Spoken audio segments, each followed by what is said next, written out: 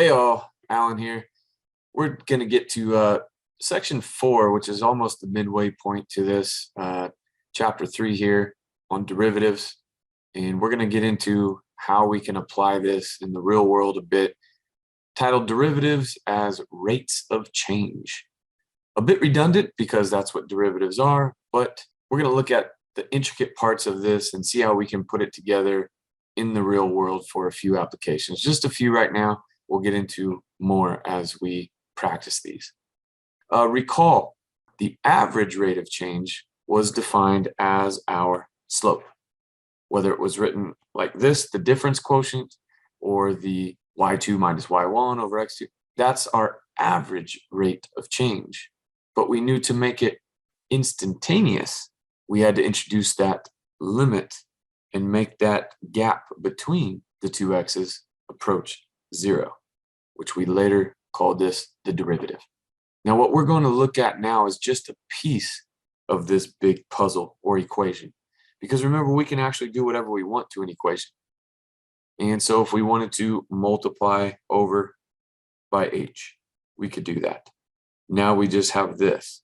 If we wanted to add the f of a over as well, you can see that, and it is approximately, we have the f of a plus h. Now remember, the f of a plus h was our y value. With that little addition, it was our y2. And we wanted to find the difference between that and the y1. Well, then we call this the amount of change formula. Because what we are going to find is, from finding just this value by knowing this, that, and that, how little or large that y value has changed. We're just solving for that y2. Why is it approximately? Well, notice the limit has disappeared. Something that we won't use a lot, but it is in this text. So I wanted to give you a little bit of explanation and notes to how we're rewriting our instantaneous rate of change to just find an amount of change of our y value with that little additional h part to the original a of our function. We also talked about our s of t being our position function at some time. If we wanted to find the velocity of our object at some time t, then we would write it as v of t equals s prime of t, the derivative or rate of change of our position. Now that is different than part B, which is asking us to find the speed of our object at some time. Now, how is that different? A lot of people use them interchangeably, velocity versus speed. Well, velocity is actually more powerful, and unless you've taken physics yet, which some of you might be now or very soon, the difference between speed and velocity is velocity gives you both a direction and the speed, where the speed is simply just how fast you're going, which means there is no positive or negative measurement there.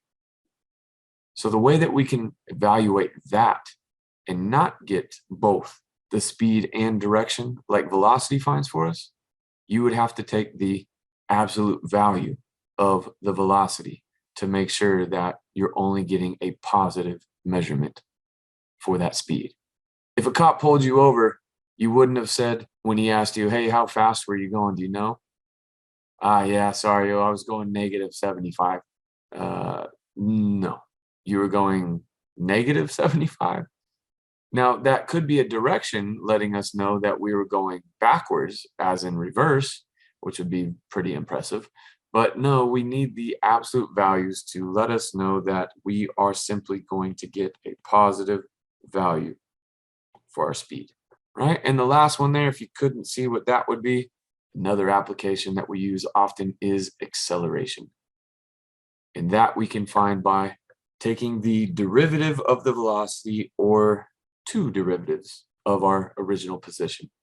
Okay, now notice there is not a part D. We did already go over this, but I did not include the jerk because I want to leave that out. I know you guys are thinking that of me enough already. I don't want to bring it up anymore. Okay, so jerk isn't something that we look at very much, but that is the rate of change in our acceleration if we were to step on the gas or slam on the brakes. Okay, so we don't get into that often. So luckily for you, we will not talk about the third derivative or the derivative of acceleration, if at all, let alone very often. So there's a few other applications that we want to introduce in this section, and they are pertaining to the population. And this is something that definitely is coming around now with global warming, the impact of how many people are filling up landfills, utilizing the services and food, water, all the things that come with population growth.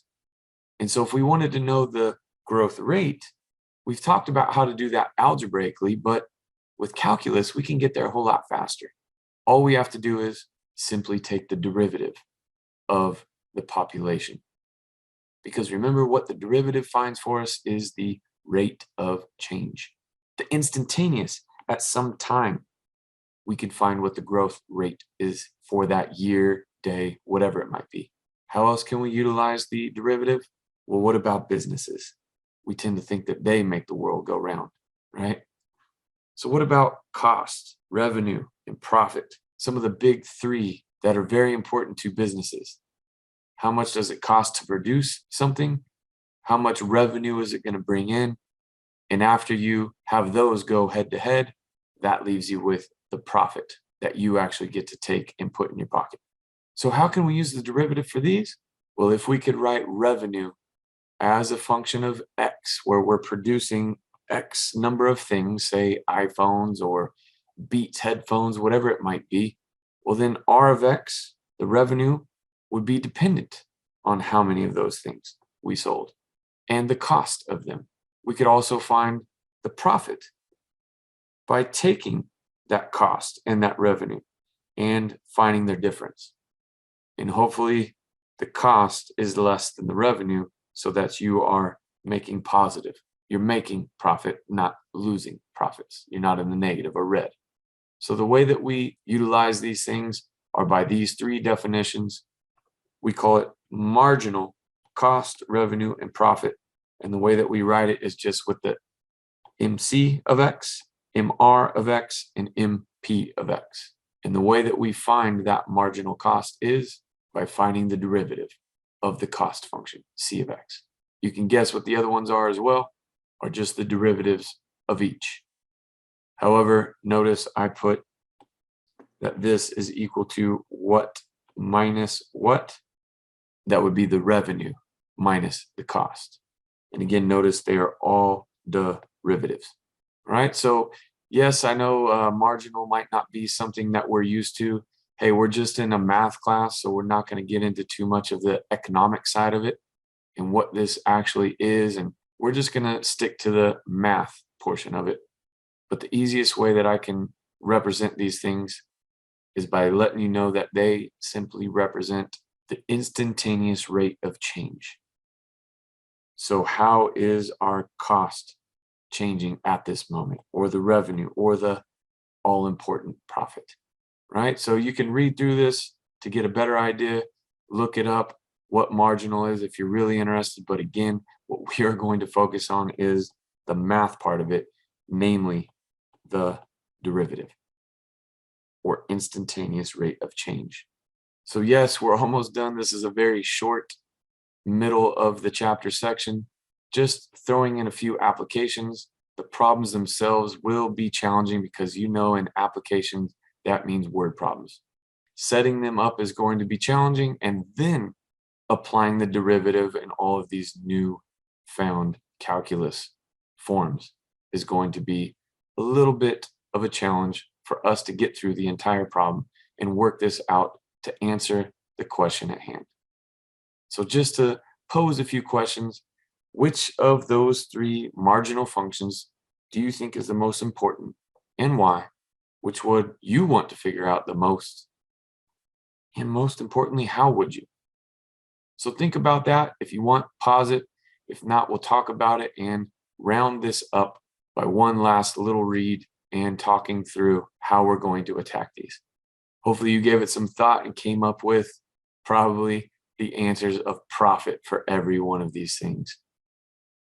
because that is the most important to most businesses or people, is how am I going to profit or make money? It's not to say that the revenue and the costs aren't equally as important, because that's how we come up with the profit. But the underlying thing, yeah, you want to know the profit as the end all. So my last question to you was, how would you? And you probably thought, well, all we've talked about in this chapter and in this section is the derivative. But I put a question mark because how? Well, if you remember the graphs that we did a section or two ago, and we talked about how to find the graph of the derivative from an original function, I gave you both a parabola, absolute value, a cubic, a quartic. And what parts did we want to find first, or that were the easiest? If you recall, they were at those peaks and those valleys. And why were those of an utmost importance? That was where the derivative of these functions was equal to 0. Those were those flat horizontal lines for those tangents. So where we have that p prime of x, our profit derivative, equal to 0, those yield maximums and minimums. And obviously, if we're finding the profit derivative, we want the maximums. The cost, we would want a minimum, and the revenue also a maximum.